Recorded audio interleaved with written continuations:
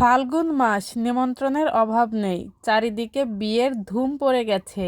এই তো চলে যাচ্ছি আমিও বিয়েতে। একদিনেই আমার বরেরও নিমন্ত্রণ ছিল, আমারও নিমন্ত্রণ ছিল। দুই জায়গায় দুজনেরই নিমন্ত্রণ আছে, কিন্তু সব নিমন্ত্রণ রক্ষা করতে হবে। তাই আমি যাচ্ছি একদিকে, আর আমার বর সাহেব যাচ্ছে আরেক দিকে। আর আমার সাঙ্গপাঙ্গ ছিল এই যে আমার ছুঁইটি বিনাদি। বিনাদি কোথাও গেলে আমার বেশ ভালোই লাগে, মনটা একটু ফুরফুরে লাগে। নিজের মনের মতো কাউকে যদি পাওয়া যায় তাহলে কিন্তু চলাফেরা করতে বেশ ভালোই লাগে, আর না হলে কেমন যেন কোথাও যেও কোনো শান্তি পাওয়া যায় না। আমরা এসেই একটু ফাঁকা জায়গা পেয়েছি, তাই আগে ছবি তুলে নিলাম, কারণ একটু পরেই বর চলে আসবে, তখন আর প্লেস পাওয়া যাবে না। দেখেন বিয়ে বাড়ি একেবারে ফাঁকা। আমরা অনেক আগেই এসেছি, ইচ্ছা করেই এসেছি, কারণ আমাদেরও কথা ছিল আগে আগে যাব এবং চারপাশে ঘুরে ফিরে দেখে আসব। অবশেষে এই যে বরও চলে এসেছে, মানে গোধূলি লগ্নে বিয়ে। তার কারণে বর অনেক সকাল সকাল চলে এসেছে। যে বর এসেছে, বাড়িতে লোকের অভাব নেই, তাই আমরা একটু সাইড করে বসে আছি, কারণ কয়জন মিলে অনেক গল্পগুজব করব। আর সবাই তো বোঝেন, বাড়িতে বর আসলে, বরযাত্রী আসলে লোকজনের একটু তাড়াহুড়ো থাকে, তার কারণে একটু সাইড করে থাকাই ভালো। যেহেতু বাড়ি থেকে আমি একা গিয়েছি, তাই আমার ছোট ভাই দিলীপকে সাথে নিয়ে গিয়েছি, কারণ আসতে আসতে অনেক রাত হয়ে যাবে, ও সাথে থাকলে অনেক ভালো লাগবে। আর আমার রাজা বাবুও তার বাবার সঙ্গে গিয়েছে, আমার সঙ্গে যায়নি। বিয়েতে গিয়ে আমার অনেক পরিচিত মানুষের সঙ্গে দেখা, এই যে আমার জামাই বাবুর সঙ্গেও দেখা হয়েছে। পরিচিত বলতে আমরা গিয়েছিলাম আমার স্কুলের প্রধান শিক্ষক শান্তিলতা ম্যাডামের মেয়ের বিয়েতে। আপনারা অনেক ভিডিওই রিলস আকারে দেখেছেন, তা থেকে বুঝেও নিয়েছেন, কিন্তু বড় ভিডিওটা এডিট করা হয়নি, তাই আপনাদের সঙ্গে শেয়ার করাও হয়েছিল না।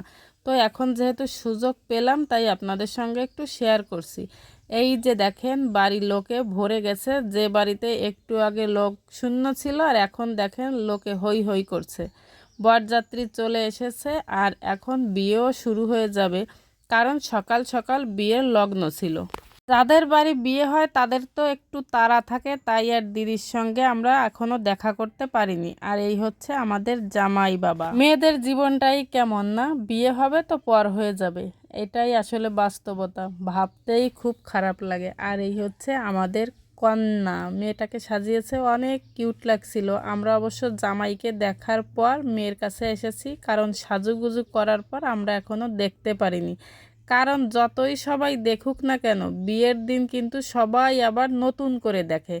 ও পাশে যেহেতু বিয়ের কাজ শুরু হয়ে গেছে, আর এ পাশেও মেয়েকে নিয়ে যাওয়ারও ব্যবস্থা করা হচ্ছে। এই যে দেখেন, এ পাশে বিয়ের কাজ চলছে, আর ও পাশে কিন্তু খাবার দাবারও দেওয়া শুরু হয়ে গেছে। আমরা কয়েকজন এই যে এক জায়গায় বসে বেশ মজা করে খাওয়া দাওয়া শুরু করে দিলাম, কারণ আমরা আবার সকাল সকাল বাড়ি চলে আসব তার কারণে। কিন্তু আমাদের সকাল সকাল আর আসা হয়নি, আসতে আসতে প্রায় 10টা বেজে গেছে। তো সবাই এই যে পরিচিত লোকজন এক জায়গায় গিয়ে এক জায়গায় বসে খেতে পারলে কিন্তু খুব ভালো লাগে। খাবার সময় কিন্তু আমরা কয়েকজন মিলে বেশ মজা করেছিলাম। দেখেন আমাদের বিনা দিদিকে কি সুন্দর লাগছে দেখতে, সত্যি বলছি মজা করছি না, দিদিকে দেখতে অনেক সুন্দর লাগছিল। আর ও পাশে যেহেতু বিয়ের কাজ শুরু হয়ে গেছে, এই যে আমরা এসে দেখি মেয়েকেও ঘর থেকে বের করে নিয়ে যাচ্ছে। এই মুহূর্তটা আসলে কতটা যে কষ্টের তা আপনাদের বলে বোঝানো যাবে না। আমার এখনও মনে পড়লে আমার খুব কান্না আসে। আমি যখন মেয়ে ঘর থেকে বের করে নিয়ে যায়, তখন না সচরাচর থাকি না, কারণ আমার খুব খুব খারাপ লাগে। শুধু আমার মাথায় একটা ভাবনাই আসে, আমার বাবা মার 3টা মেয়ে, আমরা ঘর থেকে বের হয়ে গেলে আমার বাবার ঘরটা ফাঁকা পড়েই থাকবে।